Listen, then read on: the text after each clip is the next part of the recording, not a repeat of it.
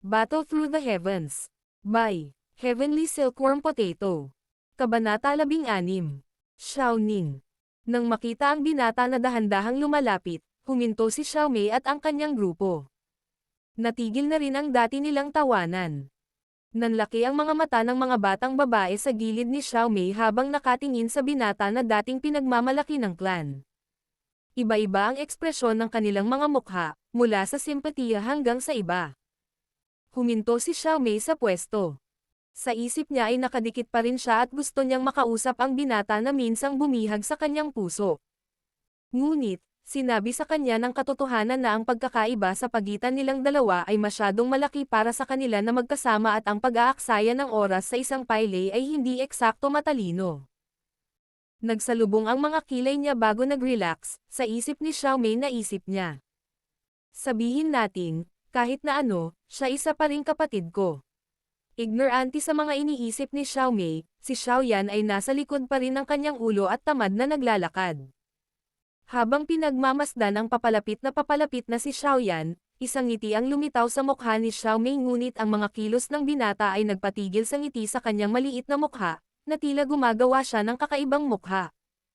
Habang ang dalawang kamay ay nasa likod ng kanyang ulo, hindi pinansin ni Xiaoyan ang grupo at tumingin ng diretso habang nilalagpasan niya ang mga batang babae ng walang pag-aalinlangan. Pagbukas ng kanyang pula at maliit na bibig sa anino ng binata, nagulat si Xiaomei. Sa kagandahan niya, kailan pa siya nagkaroon ng ganitong kahindik-hindik na pagtrato. Nakaramdam siya ng kahihiyan na galit at hindi napigil ang sumigaw. Senior Brother Xiaoyan. Huminto. Hindi lumingon si Xiaoyan at walang emosyon ang kanyang murang tono, na para bang may kausap siyang estranghero. Ano? Ang walang emosyon at mahinang boses ay nagulat kay Xiaomei at mamulong siya. Wala. Tumalon ang mga kilay ni Xiaoyan ngunit umiling siya at nagsimulang maglakad pasulong. Habang pinagmamasdan ang nawawalang anino, galit na tinapakan ni Xiaomei ang kanyang mga paa at pumunta sa ibang landas. Sa pagliko, tumangala si Xiaoyan sa isang maluwang na silid. Sa plaka ng silid ay may tatlong maningning at mapupulang salita. Dao Technic Hall. Nang marinig ang mga sigaw sa loob ng Dao Technic Hall, nagulat si Xiaoyan. Karaniwan, walang pumupunta sa hall kaya bakit ang ingay ngayon? Nagkibit balikat, humakbang si Xiaoyan at pumasok sa Dao Technic Hall. Nang pumasok si Xiaoyan sa bulwagan, medyo maraming tagay mula sa iba pang miyembro ng clan ang sumalubong sa kanya. Ang Dao Technic Hall ay nahati sa silangan at kanlurang seksyon. Sa East Section ay ang Dao Techniques ng clan habang ang West Section ay isang malaking training field. Sa ngayon, medyo marami ang nagkukumpulan sa paligid ng training field at nanunood ng dalawang tao sa gitna ng field. Kung titingnan ang bigat ng Dao Chi ni Senior Brother Xiaoning, nasa 8 buwan Chi na siya. Hihihi, 2 buwan lang ang nakalipas, nakarating si Senior Brother Xiaoning sa 8 buwan Dao Chi. Ngunit kahit na mayroon siyang 8 buwan Dao Chi, si Junior Sister Zon ay may 9 na buwan Dao Chi. Si Senior Brother Xiaoning ay walang mataas na tsansa na manalo. Swertihin ka sana, Sister Zon. Nang marinig ang mga boses mula sa karamihan, itinigil ni Xiaoyan ang kanyang mga yapak at tumingin sa paligid sa training field. Sa wakas, dama po ang interesado niyang tingin sa dalagang nakasuot ng light purple na damit. Paano siya magkakaroon ng oras upang makipag-away sa iba? Napaisip si Xiaoyan bago pumunta sa silangang bahagi ng bulwagan at kumuha ng random na itim na scroll mula sa isang stand. Pagbukas ng scroll, lumitaw ang malalaking dilaw na salita. Middle Yellow. Shattering Rock Hand. Tamad na nakasandal sa bookshelf, binasa ni Xiaoyan ang mga paraan ng pagsasanay sa Shattering Rock Hand habang paminsan-minsan ay sumusulyap sa mabangis na labanan sa training field. Ang maluwag na bulwagan ay tila nahati sa dalawang mundo. Ang kanlurang bahagi ay maingay habang ang silangang bahagi ay mapayapa at kalmado. Ang kalaban ni Zon ay isang binata sa edad na 17 hanggang 18. Siya ay medyo gwapo at katulad ni Jia Liao na nakita ni Xiaoyan noong isang araw. Ang binata ay tinawag na Xiaoning at apo ng pinakamataas na elder. Kahit na 17 pa lang siya, nakarating na siya sa 8 buwan Chi at sa buong clan, si Zon lang ang mas magaling sa kanya. Si Xiaoyan ay may neutral na impresyon sa Biaogen na ito. Paminsan-minsan lang silang nagkikita at palaging nagkukumustahan bago nagmadaling umalis. Marahil ay dahil ito sa hindi magiliw na kapaligiran sa pagitan ng kanyang ama at ng pinakamataas na nakatatanda, ngunit si Xiaoyan ay palaging nakadarama ng galit na nagmumula sa kanya. Ngunit habang si Xiaoyan ay baldado, hindi pa niya ginawa ang kanyang paraan upang tuyain o kulitin si Xiaoyan. Bahagyang ngumiti, itinapon ni Xiaoyan ang kanyang mga iniisip at bumalik sa pag-aaral ng Shattering Rock Hand. Sa larangan ng pagsasanay, si Zun ay parang isang light purple na butterfly na umiwas sa matulin na pag-atake ni Xiaoning, maganda at eleganteng. Gayunpaman, sa kanyang maselang mukha, walang emosyong tulad ng pagod o katulad nito. Matapos harangin ang isa pang pag-atake ni Xiaoning, tamad na lumipad ang tingin ni Zun sa bulwagan, ngunit biglang huminto ang kanyang paggalaw. Nang makita ang hinihigop na binata sa silangang bahagi ng bulwagan, isang magaan at eleganteng ngiti ang lumutang sa mukha ni Zun. Ang biglaang pagngiti ng dalaga ay natulala sa mga manunood sa kagandahan ni Zun. Sister Zun, mag-ingat ka. Nang magambala si Zun, isang batang boses ang tumawag mula sa gitna ng karamihan. Naramdaman ang marahas na panggigipit na nagmumula sa kanyang likuran, napakunot ang noo ni Zun ngunit nanatili ang kanyang tingin sa binata sa ibaba ng bookshelf. Kasabay nito, inangat ni Xiaoyan ang kanyang ulo at nakita ang palihim na pag-atake na nakadirekta kay Zun, napakunot ang kanyang noo at umiling. Bakas sa kanyang hitsura ang isang pinipigilang pag-aalala. Nang makita ang pag-aalala sa mukha ni Xiaoyan, pilyong kinusot ni Zun ang kanyang magagandang mata. Bigla siyang humakbang sa kaliwa. Kahit na isang hakbang lang ito, kakaibang nakatulong ito sa kanya na makaiwas sa lahat ng pag-atake ni Xiaoning. Habang siya ay umiiwas, ang kanyang malinaw na puting kamay ay kumikinang na ginto at dumiretso sa pagitan ng mga kamay ni Xiaoning at bahagyang dumapo sa kanyang dibdib. Lumingon sa isang bilog, matikas na nalabanan ni Zun ang puwersa habang si Xiaoning ay kailangang umatras ng isang dosenang hakbang at palabas ng training field. Upang matalo si Xiaoning sa isang pag-atake, ang lahat ng mga manunood ay nagpalakpakan kay Zun. Hihihi, si Sister Zun talaga ang nangunguna sa nakababatang henerasyon ng clan. Malakas ka talaga. Kahit na si Xiaoning ay natalo lang ni Zun, nakangiti siya habang naglalakad pabalik sa gitna ng training field. Tahimik na nakatingin sa babaeng nasa harapan niya, ang maalab na pagmamahal sa mga mata ni Xiaoning ay hindi lingid sa lahat. Kahit na sila ay teknikal na Biaogeme, alam ni Xiaoning na sa buong clan, marami sa mga miyembro ay walang malapit na kadugo at para kay Xiao Zun, alam niya na hindi ito kadugo sa kanya. Para bang hindi niya naramdaman ang maalab na titig ni Xiaoning, magalang na umiling si Zun at sinabing, "Hinayaan mo akong manalo ni Senior Brother Xiaoning." Pagkatapos sabihin iyon, hindi na siya naghintay ng tugon mula kay Xiaoning at dumiretso sa silangang bahagi ng bulwagan na may malaking ngiti. Bilang sentro ng atensyon, ang mga galaw ni Zun ay nakita ng lahat at sumusunod sa nilalayong landas ni Zun, natagpuan nila si Xiaoyan. Kahit na si Xiaoyan na ngayon ang sentro ng atensyon ng mga naunang manunood, si Xiaoyan ay hindi tumangala at nasa sarili niyang mundo. Battle Through the Heavens. Kabanata 17. Salungatan. Senior Brother Xiaoyan. Ang batang babae ay nahihiyang tumayo sa harap ni Xiaoyan habang ang kanyang macelan at mapuputing mga kamay ay kumikislap sa kanyang likuran. Bahagya siyang yumuko at ang kanyang magagandang mata ay kumikislap sa mga crescent moons. Sa kanyang magandang mukha ay may dalawang matangkad na dimples. Inilipat ang kanyang tingin mula sa scroll sa kanyang harapan, sinilip ni Xiaoyan ang batang babae sa kanyang harapan at pagkatapos ay ibinaling ang kanyang tingin upang isama ang buong bulwagan. Nang makita ang mataimtim na mga titig na nakatutok sa kanya, hindi niya napigil ang sabihin. "Babae, alam kong malaki ang iyong alindog ngunit hindi mo naman kailangan na ibahagi ko ito, di ba?" Hihihi. Nakangiting umupo si Zun sa tabi ni Xiaoyan at tamad na naginat patalikod dahilan upang makita ang kanyang kaakit-akit na kurba ng kanyang masikip na damit. Random na kumuha ng scroll mula sa bookshelf, tinitigan ni Zun si Xiaoyan bago nagtanong. Nakarating si Senior Brother Xiaoyan sa ika-4 na Duanqi. Nang marinig iyon, tumangala si Xiaoyan na hinihigop ng kanyang scroll. Para sa unang ikasampung buwan Qi, ang Dao Qi ay nananatiling mahina at halos hindi matukoy. Maliban kung ang isang aktibong gumamit ng Dao Qi o isang monumento ng eksaminasyon ay ginamit, imposibleng malaman kung ano ang mayroon ang isang buwan Qi. Ngunit ilang segundo lang ang nakalipas, tumingin lang si Zon kay Xiaoyan sa loob ng ilang segundo at natukoy kung ano ang kanyang buwan Qi. Sobrang nakakagulat. Ang babaeng ito, sino siya?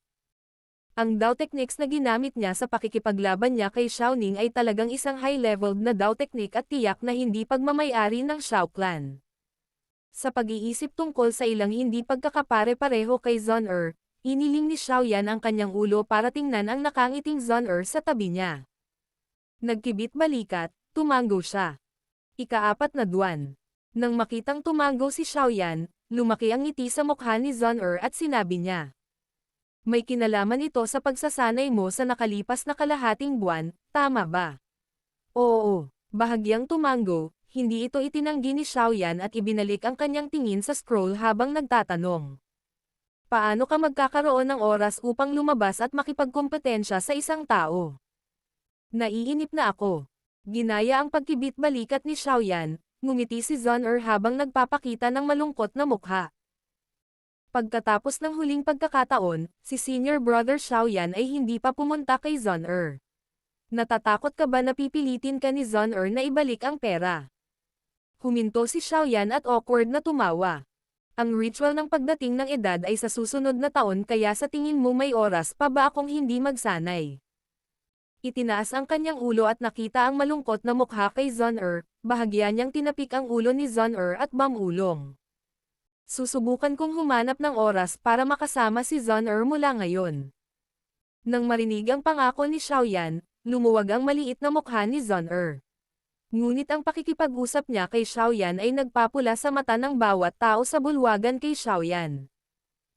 Sa pagtingin sa kanilang dalawa sa ibaba ng bookshelf, ang mukha ni Xiaoning ay sobrang pangit at ang kanyang kamay ay pumulupot sa mga kamao bago nag-relax at pagkatapos ay ibinalik ang mga ito pabalik.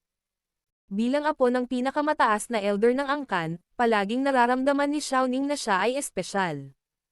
Patungo kay Zon si Xiaoning, sa kanyang sariling isip, ay itinakda na siya bilang kanyang asawa. Siyempre isang panig lang. Ngunit nang makitang nanliligaw ang kanyang asawa ay may ibang nagpainggit kay Xiaoning, higit sa lahat ang taong nililigawan ni Zon ay ang paylay ng angkan. Habang namumuo ang galit sa kanyang mga mata, nagpakawala si Xiaoning ng napakalaking hininga at nagbigay ng mahinahon at magiliw na ngiti. Inayos ang kanyang magugulong damit, naglakad siya patungo sa dalawa sa ilalim ng mga mata ng lahat ng tao sa bulwagan. Sa bulwagan, ang mga manunood ay masayang napangiti nang makita nila si Xiaoning na naglalakad patungo kina Zon at Xiaoyan. Siyempre, hindi kay Xiaoning ang kanilang mga ngiti kundi sa tila ignorante na si Xiaoyan. Nakatingin sa mga chi path na inilalarawan sa scroll, kabisado ni Xiaoyan ang mga pressure point at chi path na kailangan para sa Shattering Rock Hand. Nagpakawala ng hininga, kumunat ang orihinal na nakaka-relax na mga kilay ni Xiaoyan. Sa kanyang malakas na soul perception, napagmasdan ni Xiaoyan ang mga kilos ng lahat sa loob ng bulwagan, kabilang si Xiaoning na naglalakad patungo sa kanya. Napakaraming problema ang dinadala ng babaeng ito. Bumuntong hininga, ibinulong ni Xiaoyan ang scroll sa kanyang kamay. Hihihi, Junior Brother Xiaoyan, nandito ka ba para mag-aral ng Dao Techniques? Kailangan mo ba ng Senior Brother, para tulungan kita na makahanap ng ilang mas mataas na antas? Para sa ilan sa mga teknik, sa tingin ko ay wala kang karapatang i-access ang mga ito. Nakangiti sa harap ni Xiaoyan, mayabang na nagsalita si Xiaoning. Inilagay ni Xiaoyan ang scroll pabalik sa bookshelf at umiling. Salamat sa alok ngunit sa tingin ko ay hindi ko ito kailangan ngayon. Oh, hihihi, nakalimutan ko. Si Junior Brother Xiaoyan ay mayroon lamang ikatlong buwan Qi kaya medyo mahirap matuto ng mga high-level na diskarte. Bahagyang minasahe ang kanyang noo, ngumiti si Xiaoning. Bakas din sa mukha niya ang pangungutya sa tono niya. Muling bumuntong hininga si Xiaoyan. Sinasadya ito ni Xiaoning. Isang bahagyang kurba ang lumitaw sa mukha ni Xiaoyan habang sinabi niya. Alam kong sinusubukan mong kunin ang atensyon ni Zon ngunit, kailangan kong sabihin, medyo bata ka. Nang marinig ang malupit na salita ni Xiaoyan, nagdilim ang mukha ni Xiaoning. Hindi niya akalain na ang karaniwang tahimik na si Xiaoyan ay magkakaroon ng lakas ng loob na tumayo laban sa kanya. Ngumisi siya at sinabing, mukhang may opinyon si Junior Brother Xiaoyan tungkol sa akin. Paano kung subukan natin ang ating mga kakayahan? Makakatulong ito sa akin na makita kung gaano kalaki ang pagpapabuti ni Junior Brother sa nakalipas na ilang taon. Susubukan ko ba ang aking kakayahan laban sa iyo? Ibinaba ang kanyang scroll, malamig na tumangala si Zon-er. Tumalon ang talukap ng mata ni Xiaoning nang makita niya si Zon-er na nagsasalita para kay Xiaoyan. Sa lalong pag-alab ng kanyang inggit, tinuya ni Xiaoning. Ang alam mo lang bang magtago sa likod ng mga babae? Bakit hindi ka naglakas loob na sabihin ang mga bagay na iyon 3 taon na ang nakakaraan? Nagtipto si Xiaoyan para abutin ang isa pang scroll, hinaypan ang alikabok dito at walang emosyong sumagot kay Xianning. Sa totoo lang, ang walang emosyon at kalmadong hitsura ni Xiaoyan, sa mga mata ng mga taong hindi masyadong palakaibigan sa kanya, ay parang may kung anong nakabara sa kanilang dibdib. Pinagdikit ni Xiaoning ang kanyang mga ngipin, nagpatunog ng crack ngunit kahit nagalit siya, hindi siya nang ahas na saktan si Xiaoyan dahil kahit gaano kakilakilabot ang talento ni Xiaoyan, anak pa rin siya ng pinuno ng clan. Huminga ng malalim, tinitigan ni Xiaoning si Xiaoyan at malamig na sinabi. Xiaoyan, hindi na ikaw ang henyo mo 3 taon na ang nakararaan. Ang ikaw ngayon, ay isang paylay. Hindi ka karapat-dapat kay Zon-er, kung lalaki ka, aalis ka na ngayon. O kaya naman, hihihi, kahit hindi kita kayang labanan ngayon, sa susunod na taon, kapag nagsagawa ka ng ritual ng pagdating ng tamang edad, kailangan mong tanggapin ang hamon ng isang angkan. Kung ayaw mong maging isang tunay na paylay, imumungkahi ko na umalis ka na ngayon at magtago sa isang mahirap na liblib na lugar kung saan mabubuhay ka sa buong buhay mo. Nang marinig ang mga pananakot na ginawa ni Xiaoning, ang mga gilid ng bibig ni Xiaoyan ay kurbadang paitaas at ikiling niya ang kanyang ulo upang siyasatin si Xiaoning na may kakaibang tingin. Pagkatapos, inilibot niya ang kanyang mga mata, kinuha ang scroll at naglakad palabas. Nang makita ang mga galaw ni Xiaoyan, naniwala si Xiaoning na si Xiaoyan ay may sama ng loob na sumang-ayon sa kanyang mga salita ngunit bago niya maipagdiwang ang kanyang tagumpay, isang pangungusap ang lumabas sa bibig ni Xiaoyan at ginawang berde ang mukha ni Xiaoning. Sige, sa susunod na taon.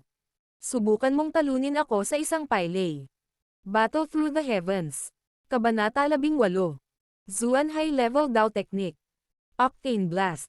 Hindi pinansin ang malamig na tingin sa likod niya, niyakap ni Xiaoyan ang scroll at tiningnan ito sa tagapamahala ng Dao Technique Hall. Pagkatapos, siya, kasama si Zon-er, ay tamad na lumabas ng bulwagan habang nakikipag-chat. Brat, teka lang. Kapag napaalis ka sa angkan, magkakaroon ako ng lahat ng oras sa mundo para sa paghihiganti. Kung walang proteksyon ng pinuno ng angkan, wala ka. Habang pinapanood ang nawawalang Xiaoyan, naramdaman ni Xiaoning ang matinding galit sa kanyang dibdib. Para bang nagpapakita ng kanyang dedikasyon, hinampas niya ang bookshelf sa tabi niya, nag-iwan ng magaan na handprint.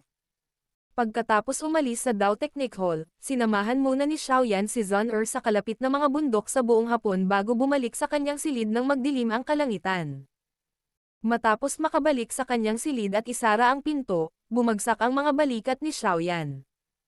Matapos ilagay ang kanyang scroll sa malapit na mesa at uminom ng isang tasa ng tsaa ay natatakot niyang sinabi. Ang babaeng ito, siguradong makakalakad siya. Hindi rin normal ang kasaysayan ng babaeng iyon. Isang matandang boses ang umalangaw-ngaw sa silid. Pagod na itinaas ang kanyang ulo at nakita ang malamultong si Yao Lao, kinukat ni Xiaoyan ang kanyang mga labi at nagtanong. Alam ba ng guro ang kanyang kasaysayan? Hihihi, parang alam ko na. Napangiti si Yao Lao ngunit nang makita niya ang mausisa na sulyap ni Xiaoyan, sinabi niya. Huwag ka nang magtanong. Walang silbi sa iyo ngayon. Kaya, mas mabuti kung hindi mo sayangin ang iyong pagsisikap dito. Ang masasabi ko ay medyo malakas ang background niya. Inikat ni Xiaoyan ang kanyang mga mata, binigyan ni Xiaoyan ng gitnang daliri si Yao Lao. Bakit mo kinuha itong basurahan? Sa tingin mo ba marami kang oras? Lumapit si Yao Lao sa mesa at binuklat ang scroll, na bigla lamang dito. Basura. Sumigaw si Xiaoyan. Bukod sa vacuum hand, wala akong alam na iba pang Dao techniques. Dati, ang alam ko lang ay magsanay ng hindi mapakali at wala akong alam na Dao techniques at ang huwang level Dao techniques lang ang matutunan ng sino man sa clan.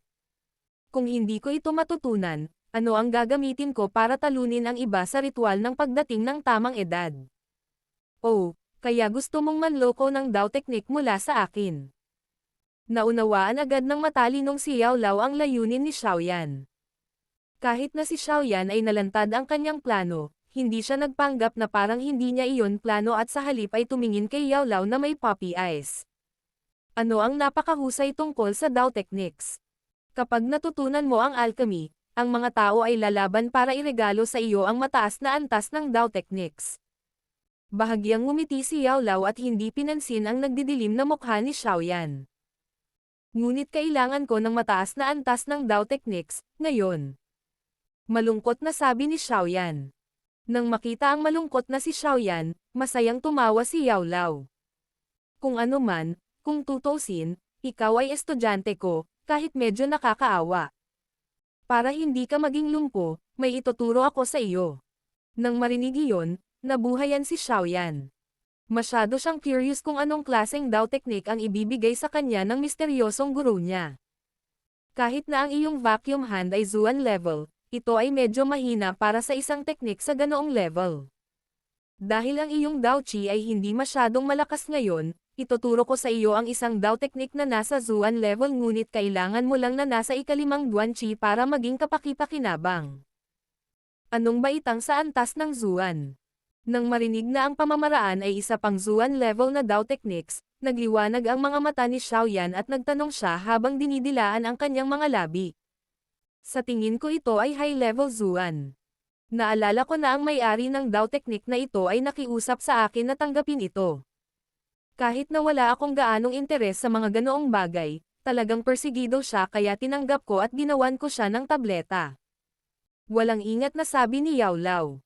Dahil sa casual niyang pagbanggit, ang Zuan level Dao technique ay parang basura. Mataas na antas ng Zuan. Nagmamakaawa na ibigay ito sa iyo. Lumitaw ang ilang itim na linya sa noo ni Xiaoyan.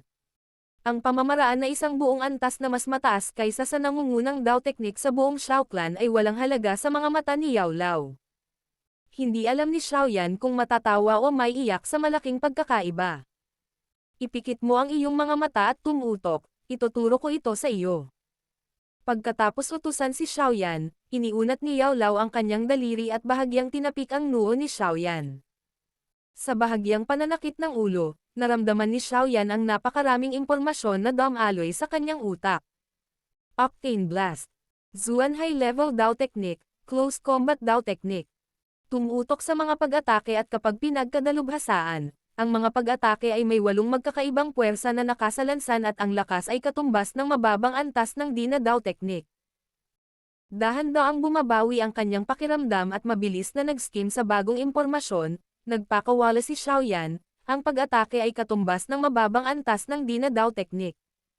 Sa Dao Chi Mainland, Dao technique man ito o Chi method, napakalaki ng pagkakaiba sa pagitan ng Zuan level technique at Di level technique. Ang diskarte sa antas ng Di ay magiging ganap na naiibang antas ngunit ang Octane Blast na ito ay nagsasabing maaari nitong kalabanan ang isang diskarte sa antas ng Di sa pag-atake nito. Napalunok ng tuyo, naging blanko ang mga mata ni Xiaoyan. Kung talagang natutunan ko ang Dao technique na ito, malamang na matalo ko si Xiaoning gamit ang aking ika-4 na Duan Chi. Huwag masyadong gaaman. Kahit na walang mataas na pangangailangan ang Octane Blast ng Dao Chi ng isang tao, malaki ang epekto nito sa katawan. Ang diskarting ito ay isang malapit na laban ng Dao technique at sa mahina mong mga braso at binti, kung susubukan mo talagang gamitin ito, malamang na mabalian ka pa ng mga paa bago mo mahawakan ang iyong kalaban. Ang boses ni Yao Lao ay parang isang mangkok ng malamig na tubig at inalis ang excitement ni Xiaoyan. Paano ko madaragdagan ang lakas ng aking katawan? Pagkatapos huminto, nagmamadaling nagtanong si Xiaoyan. Ang pagpapataas ng Dao Qi ay ang pinakamahusay na paraan upang madagdagan ang lakas ng katawan ng isang tao. Sa mas mataas na Dao Qi, lalakas ang katawan. Siyempre, kung gusto mong pumunta ng mas mabilis, kailangan mo ng panlabas na stimulus. Ang mga mata ni Yao Lao ay kumikinang sa kalokohan. Anong panlabas na pampasigla? Habang pinapanood ang nakangiting si Yao Lao, biglang nakaramdam si Xiaoyan ng malaking panganib. Bugbugin ka. Kung mas marami kang beses na binugbog, mas mabuti. Si Yao Lao ay may malamig na tawa habang si Xiaoyao ay may matigas na mukha. Battle Through the Heavens. Kabanata 11. Malupit na pagsasanay. Sa umaga, nabalot ng maputlang ambon ang nakapaligid na taluktok at nagtagal ng napakatagal. Isang mahinang hangin ang umihip at biglang may narinig na pisikal na ungol. Sa likod ng summit, sa isang nakatagong uka, ang dalawang paa ni Xiaoyan ay ipinasok sa lupa na parang mga tuod ng puno. Nakadikit sa lupa ang kanyang mga daliri habang nagngangalit ang kanyang mga ngipin at bumuhos ang malamig na pawis sa kanyang noo. Naka-short pants lang siya at sa hubad niyang pangitaas na katawan ay may mga crisscrossed scars. Sa likod ni Xiaoyan ay si Yao Lao na nasa spirit mode, naka-cross-leg sa itaas ng isang higanteng bato. Seryoso ang kanyang mukha habang nakatingin kay Xiaoyan na nagngangalit ang kanyang mga ngipin upang labanan ang sakit at pagkatapos ay marahang ibinaba ang kanyang palad pataas. Kasunod ng palad ni Yao Lao, isang pula, nagmaterialize na Dao Qi ang bumaril mula sa palad ni Yao Lao. Parang latigo lang, marahas itong hamampas sa balikat ni Xiaoyan, nag-iwan ng mahabang pasa. Habang ang mga sulok ng kanyang bibig ay marahas na nanginginig, si Xiaoyan ay nakalanghap ng malamig na hangin sa mga hiwa sa pagitan ng kanyang mga ngipin bilang tugon sa sakit. Namamanhid ang balikat ni Xiaoyan at ang alon ng nakakapasong sakit ay dumaan sa kanyang puso. Sa sobrang sakit, naramdaman ni Xiaoyan na lumambot ang kanyang mga paa, at halos mawalan ng balanse. Sa ilalim ng marahas na sakit, ang orihinal na mahinang Dao Qi sa loob ng Xiaoyan ay naging mas animated kaysa dati at mabilis na dumaloy sa mga landas ng Qi at mga pressure point sa balikat ni Xiaoyan. Ang mga hibla ng malamig ay dahan-daang pumapasok sa kanyang mga buto at tahimik na lumakas sa pag-unlad. Muli, nang unti-unting nawala ang sakit sa kanyang balikat, ang batang mukha ni Xiaoyan ay napuno ng pagpupursige at katigasan ng ulo at sumigaw habang nagngangalit ang kanyang mga ngipin. Nakatingin sa matiyagang Xiaoyan, isang masayang ngiti ang lumitaw sa lantang mukha ni Yao Lao. Bahagyang tumango, isang pulang materialized na Dao Qi ang muling bumaril mula sa kanyang palad. Bang! Bang! Bang! Sa loob ng maliit na kagubatan, habang ang sunod-sunod na welga ay tumama kay Xiaoyan, ang mahinang ungol kasama ang mga hubad na hampas ay umalangaw-ngaw. Bawat isa sa mga pag-atake ni Yao Lao ay nasa eksaktong punto ng pinakamataas na pagtitiis para sa katawan ni Xiaoyan. Ang mga pag-atake ay hindi seryosong makakasama kay Xiaoyan ngunit nagdulot pa rin kay Xiaoyan ng pinakamataas na sakit na posible.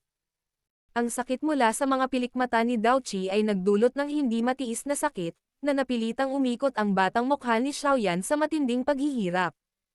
Sa kanyang katawan, sa pag-indayog ni Yao Lao, mas marami at mas maraming crisscross na peklat ang lumitaw. Bang! Isa pang materialized na Dao Qi ang bumaril at ang kahoy na istaka tulad ni Xiaoyan sa wakas ay umabot sa kanyang limitasyon. Nanghihina ang mga paa, natamba siya na paralisado.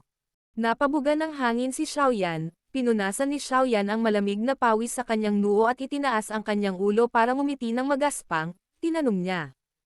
Guro, kumusta? Hindi masama, ikaw ay kumuha ng 84 na Dao Qi na pilikmata ngayon.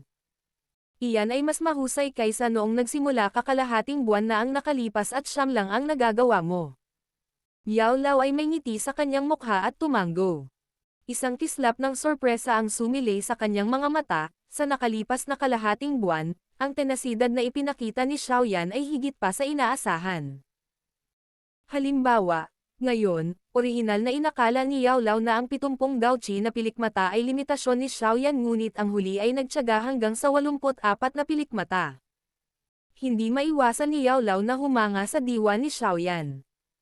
Matapos makinig sa mga salita ni Yao Lao, nagpakawala ng malalim na hininga si Xiaoyan at bumagsak sa lupa. Nang mabawi niya ang kanyang pakiramdam, dahan-dahan siyang gumapang pabalik at ibinalik ang kanyang hinubad na damit at inilagay sa kalapit na bato. Kapag isinusuot ang mga damit, tuwing dumadampi ang malamig na tela sa mga pasa, napangiwi si Xiaoyan at nagngangalit ang kanyang mga ngipin. Ang transparent na yawlaw ay naging isang sinag ng liwanag at nawala sa loob ng itim na singsing. Bago siya mawala, nag-iwan siya ng isang katagang sinabi niya ng hindi mabilang na beses. Bumalik ka kaagad at ilubog ang iyong sarili sa Foundation Elixir upang matiyak na ang masikip na dugo ay hindi mag-iiwan ng mga nakatagong sugat. Tumanggaw-tango si Xiaoyan at natapos nang magsuot ng kanyang damit at umalis sa kagubatan. Nang sa wakas ay nakabalik na si Xiaoyan sa kanyang silid habang tinitiis ang sakit, mabilis niyang hinubad muli ang kanyang damit at tumalon sa kanyang kahoy na mangkok ng berdeng likido. Ang yelong malamig na berdeng likido ay nagpakalma sa pananakit ng balat at dahan-daang ipinikit ni Xiaoyan ang kanyang mga mata, ninanamnam ang nakapapawi na likidong dumadaloy sa kanyang balat. Pagkaraan ng ilang sandali, dahan-daang huminahon ang nagmamadaling paghinga ni Xiaoyan at nagsama pa ng ilang hilik. Pagkatapos ng masakit na pambubugbog, hindi kinaya ni Xiaoyan ang pagod sa kanyang katawan at mental na kalagayan at nakatulog. Habang si Xiaoyan ay natutulog, ang berdeng likido ay bahagyang tumulo at ang mga hiwa ng mapayapang enerhiya ay tahimik na dumulas sa bukas na mga butas ni Xiaoyan. Hinugasan nila ang mga pilikmata ng masikip na dugo at kasabay nito ay binuhay at pinalakas nila ang mga kalamnan na nasa sukdulan na nila. Habang natutulog, ang katawan ni Xiaoyan ay lumakas sa isang bagong antas. Habang pinalalakas at inaayos ang mga kalamnan ni Xiaoyan, ang berdeng likido ay dahan-daang nagiging liwanag at liwanag. Malinaw, ang enerhiya sa likido ay bumababa. Hindi alam kung gaano siya katagal nakatulog, alam lang ni Xiaoyan na ang mainit na sikat ng araw ay nagpatingkad na sa kanyang silid nang siya ay magising. Iniunat ang kanyang katawan, ang kanyang mga buto ay biglang gumawa ng mga ingay. Nang iangat niya ang kanyang ulo, napagtanto niya na ang kanyang buong katawan ay puno ng enerhiya at kapangyarihan. Hindi napigilan ni Xiaoyan na sumigaw. Ang galing! Sa paglabas ni Xiaoyan mula sa mangkok na gawa sa kahoy, hindi niya inaasahang natuklasan na ang mangkok ng Foundation Elixir ay naging transparent na tubig mula sa orihinal nitong berdeng estado. Naubos na ang elixir ko. Napakamot sa kanyang ilong si Xiaoyan na walang magawang umiling. Biglang may naalala, masaya niyang ipinikit ang kanyang mata at maingat na naramdaman ang kanyang kalagayan sa Daochi. Pagkaraan ng ilang sandali, iminulat ni Xiaoyan ang kanyang mata at masayang tumawa. Sa wakas, ako ay nasa ikalimang Duanqi. Battle Through the Heavens. Kabanata 20. Auction. Upang makarating sa ika-4 Duanqi sa kalahating buwan at pagkatapos ay ika-5 Duanqi sa 1.5 buwan. Ang hindi kapanipaniwalang bilis na ito ay imposible kahit para sa matandang Xiaoyan. Kahit na sa mas mataas na antas, ang pagtaas ng Duanqi ng isang tao ay nagiging mas mahirap at mas mahirap. Kung titingnan ang bilis ng pag-angat ni Xiaoyan, hindi dapat maging problema para sa kanya na makarating sa ika-7 Duanqi sa susunod na taon. Siyempre, ito ay nasa ilalim ng pagpapalagay na si Xiaoyan ay may sapat na Foundation Elixir. Kung hindi, tiyak na mamamatay si Xiaoyan sa matinding pambubugbog na tinitiis niya araw-araw bago makarating sa ika-7 Duanqi. Pagkatapos ng lahat, kung wala ang Foundation Elixir, ang mahinang katawan ni Xiaoyan ay hindi kailanman makakayanan ang mga masasamang epekto ng pagkakaroon ng masikip na dugo at siya ay mamamatay. Sa makatuwid, ang kailangang gawin ngayon ni Xiaoyan ay bumili ng higit pang material para sa Foundation Elixir. Kahit na napakadali, si Xiaoyan ay may kaunting problema. Sira na siya. Nakaupo sa kanyang kama, si Xiaoyan ay tumawa ng mapait. Hindi niya akalain na malalagay siya sa ganoong sitwasyon dahil sa pera. Habang nagkalkula, mula sa huling pagkakataon, mayroon pa akong 900 gintong barya ngunit sa sobrang dami ng pera, hindi mangyayari ang pagbili ng kaparehong grade na material tulad ng huling pagkakataon. Ay nalalayan ang kanyang baba, mabilis na umikot ang mga mata ni Xiaoyan. Bigla siyang nagtanong, Guro, para sa Purple Bluegrass of Bone Washing Flower, maaari ba kaming gumamit ng mas batang mga tangkay? Oo naman, Ngunit kung gayon ang mga epekto ay magiging mas mahina at ang foundation elixir na aking pinipino ay iniatma para sa iyo. Kumurap-kurap si Xiaoyan, ngumiti. Walang problema, gamitin natin ang pinakamasamang grade na material sa pagkakataong ito. Ang pinakamasamang grado. Kung gayon ang mga epekto ay magiging kakilakilabot at kakailanganin mo ng hindi bababa sa kalahating taon upang makarating sa susunod na Duanqi. Bakas sa boses ni Yao Lao ang kanyang sama ng loob, malamang na nakakunot ang kanyang noo ngayon. Wala ka bang sapat na pera? Humiram ka ulit sa babaeng iyon. Sa background niya, kahit isang pares ng 10,000 gintong barya ay magiging isang maliit na bagay. Ang pag-atras ng isang hakbang, maaari kang humiram sa iyong ama, bakit kailangan mong babaan ang bisa ng elixir at pabagalin ang iyong bilis ng pagsasanay? Nang marinig ang mungkahi ni Yao Lao, umiling si Xiaoyan. Isipin mo na lang na ang paggalang ko sa sarili ang pumipigil sa akin na gawin ito. Paano ako magpapatuloy sa paghiram ng pera sa isang babae? Tungkol naman sa tatay ko, 2 buwan na akong umiiwas sa kanya at kung gusto niyang malaman kung bakit gusto ko ang pera, hindi ba kailangan kong ilantad sa iyo?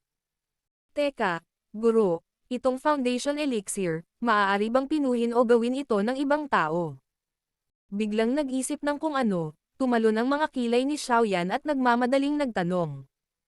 Hihihi, brat, sa Daoqi Mainland, mayroong hindi mabilang na mga halamang gamot at sa loob ng mga halamang ito, dapat kang makahanap ng kombinasyon na parehong nagpapakalma sa marahas na enerhiya sa loob ng Monster Course at pinipino ito upang masipsip ito ng isa. Kung random na pagsasama-samahin mo ang mga halamang gamot kaysa sa alchemy furnace breaking ay ang pinakamaliit sa iyong mga problema, ang enerhiya ay maaaring bumagsak sa loob ng ilang taon. Nalaman din yan kung paano ito likhain sa pamamagitan ng swerte ngunit ang mga pagkakataong mangyari iyon ay halos wala. Sa karagdagan, habang pinipino, dapat mong tiyakin na ang fuse rate, ang halaga na ginamit at temperatura ng apoy ay perpekto. Kailangan mong gumawa ng hindi mabilang na mga eksperimento at magkaroon ng isang hindi kapani-paniwalang pangunawa ng kaluluwa upang magawa iyon. O kung hindi, bakit sa tingin mo ang bawat alchemist ay nangangailangan ng isang guro? Upang maging isang malakas na alchemist ay imposible nang walang isang guro na gumagabay sa iyo. Ang oras na ginugugol mo sa pagsubok ng iba't ibang mga kombinasyon ng mga halamang gamot ay aabutin mo. Sa makatuwid, hindi ko maaaring isama ang buong Daoqi Mainland ngunit at least para sa Jiama Empire, walang ibang nakagawa ng foundation elixir na katulad ko. Sa puntong ito, ang boses ni Yao Lao ay may kasamang pahiwatig ng pagmamalaki. Nagulat sa pagiging komplikado sa tila simpleng foundation elixir, likas na dinilaan ni Xiaoyan ang kanyang mga labi. Nang tingnan niya ang Yao Lao na nagpapadalisay ng mga halamang gamot, ang lahat ay tila napakasimple ngunit ngayon sa paliwanag ni Yao Lao, napagtanto niya na ang sining ng alchemy ay hindi kasing simple ng kanyang nakita. Ang mundo ng alchemy ay talagang napakalaki at mahiwaga. Hindi katakataka na ang isang alchemist ang pinakamarangal na propesyon sa buong Daoqi Mainland. Ngunit pagkatapos ng kanyang pagkabigla, nakaramdam ng tuwa si Xiaoyan. Guro, hindi ko gagamitin ang kakilakilabot na foundation elixir para sanayin. Sa halip, gusto kong ibenta ito sa isang auction. Kahit na wala pa ako ngayon, pagkatapos mabenta ang foundation elixir ay magkakaroon ako ng kaunti at sa puntong iyon ang pagbili ng mataas na kalidad na material para sa foundation elixir. Tama ba? Nakikita ko. Oo naman. Ang mga alchemist na nagbebenta ng sarili nilang mga table tasks ay hindi kawili-wiling balita at ang foundation elixir ay nasa pinakamababang antas ng pagsasanay sa gamot kaya hindi mahalaga ang pagbebenta nito. Matapos mag-isip ng ilang sandali, walang ingat na sinabi ni Yao Lao. Nang marinig ang pagsang-ayon ni Yao Lao, mabilis na nakuha ni Xiaoyan ang kailangan niya at nagmamadaling lumabas ng kanyang silid. Dahil hindi kailangan ni Xiaoyan ng mga dekalidad na halamang gamot, walang ingat siyang pumili ng pinakabatang purple bluegrass at bone-washing flower sa parmasya at para naman sa monster core, dinala niya ang pinakamurang core na mahahanap niya, ang Greenwood Mouse Monster Core. Matapos bilhin ang lahat ng gamot, nakahanap si Xiaoyan ng isang tagong eskinita at pinadalisay ni Yao Lao ang mga halamang gamot sa foundation elixir. Ang Foundation Elixir sa pagkakataong ito ay hindi lamang nagkaroon ng mas masahol na epekto kaysa sa huling pagkakataon, mayroon pa itong ibang kulay. Mula sa isang malapit na transparent na jade green tungo sa mottled ugly green. Matapos ilagay ang pil na kasing laki ng kalahati ng kamao ni Xiaoyan sa bote ng jade na binili niya kanina, sa wakas ay nagpakawala si Xiaoyan ng nakaka-relax na hininga. Matapos maitago ng ligtas ang bote ng jade, umalis si Xiaoyan sa eskinita at tumakbo patungo sa pinakamalaking auction ng Wutan City.